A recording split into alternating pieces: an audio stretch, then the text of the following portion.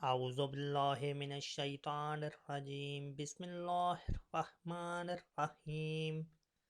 زیاد بن علاقہ سے روایت ہے، انہوں نے کہا، میں نے حضرت جریر بن عبداللہ رضی اللہ تعالیٰ عنہ سے سنا، جس دن حضرت مغیرہ بن شعبہ رضی اللہ تعالیٰ عنہ کی وفات ہوئی تو وہ خطبے کے لیے کھڑے ہوئے، اللہ کی حمد و ثنا کی اور کہا، تمہیں صرف ایک اللہ سے ڈرنا چاہیے جس کا کوئی شریک نہیں، نیز تمہیں دوسرے امیر کے آنے تک تحمل و اطمینان سے رہنا چاہیے، بس وہ عن قریب ہی آ جائیں گے۔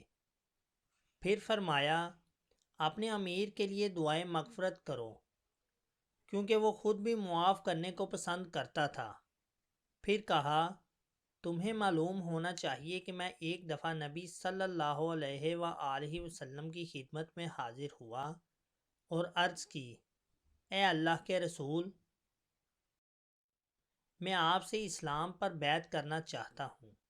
تو آپ نے مجھ سے ہر مسلمان کے ساتھ خیر خواہی کرنے کا عہد لیا، پھر اسی شرط پر میں نے آپ سے بیعت کر لی، مجھے اس مسجد کے رب کی قسم، میں تمہارا خیر خواہ ہوں۔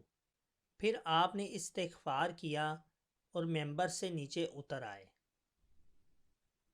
دوستو، حدیث مبارکہ دوسرے لوگوں کو شیئر کر کے ان کے علم میں بھی اضافہ کیجیے اور چینل سبسکرائب بھی کر دیجیے۔